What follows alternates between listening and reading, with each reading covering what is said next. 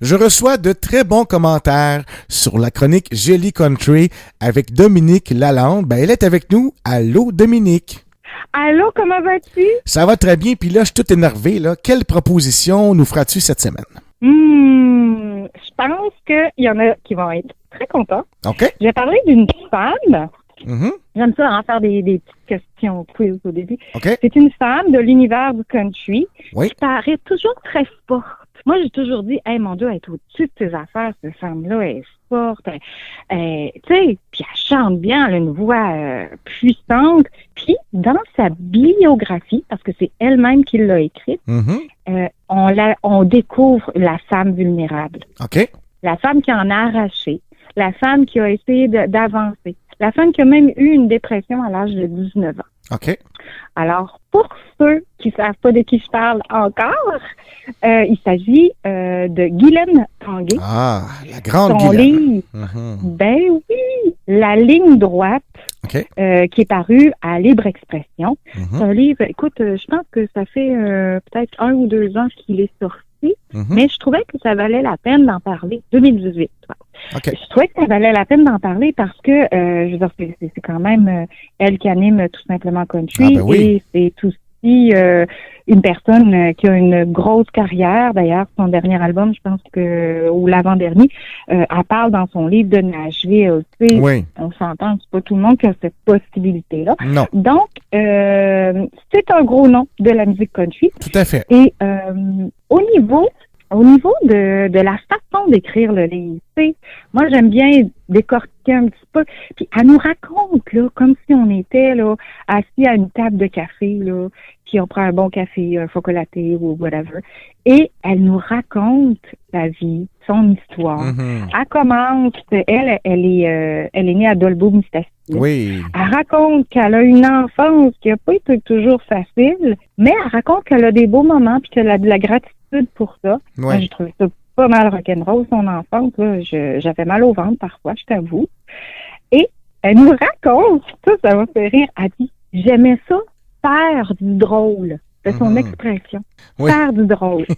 Elle disait ça parce que elle jouait un petit peu au clown des fois. Elle savait Ouais. puis dès l'âge de 3-4 ans, elle nous raconte, là, je vois là un petit punch là-dedans, mais je trouve ça chouette. Elle raconte qu'à un certain moment donné, on lui demande, peux-tu chanter une chanson à l'église et tout ça? Mhm. Et là, elle se met à chanter, puis elle savait très bien qu'elle allait avoir certaines réactions. Elle se met à chanter, prendre un verre de bière, mon minou, Dans l'église, là, hein?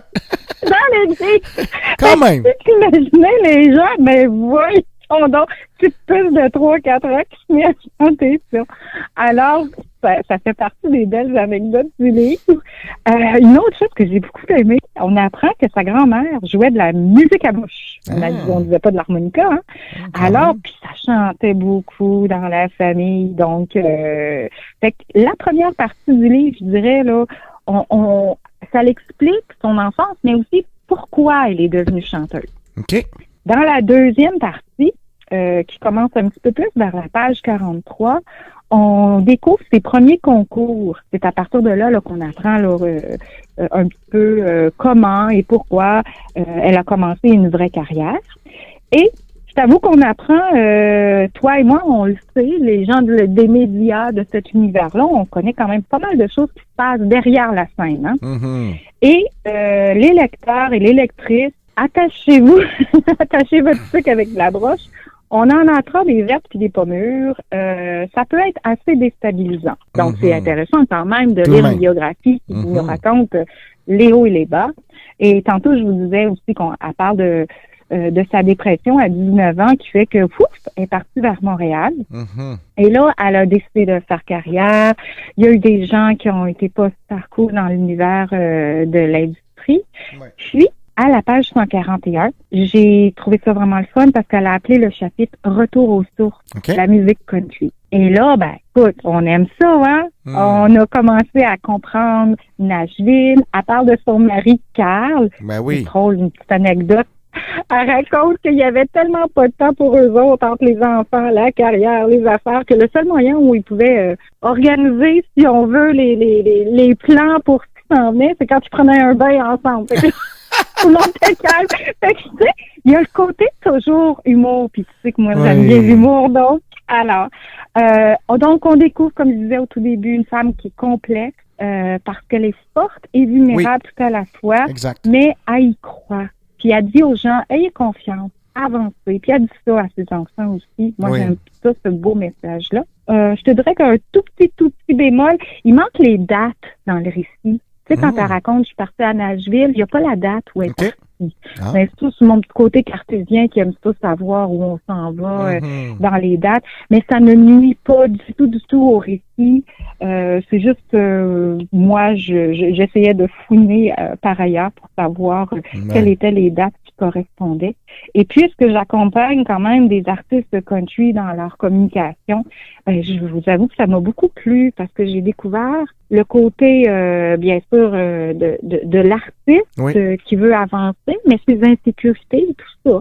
J'ai l'impression qu'à travers ce livre-là, Guylaine Tanguay, La ligne droite, paru à Libre Expression, je vais comprendre encore plus mes arts. Wow. Donc, personnellement, ça m'a plu beaucoup et j'espère que les auditeurs et les auditrices vont se plaire aussi à lire ce beau livre qui se lit, écoute, super rapidement. C'est quoi, 180 pages, puis écrit assez gros. Bon, ça se lit très, très bien.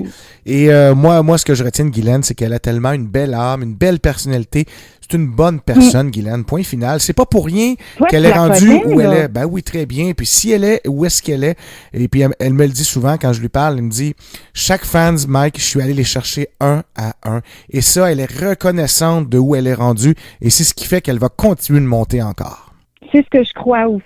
En tout cas, le livre est très inspirant. Puis toi, tu corrobores un petit peu avec ce qui était expliqué. Comme je te dis, c'est comme une amie qui nous raconte, là, je vais te raconter un peu ma vie. Alors, je recommande Guylaine Tanguay, La ligne droite, paru chez Libre Express. Merci Dominique, à la semaine prochaine. Merci à toi, Mike, et bonne semaine de lecture.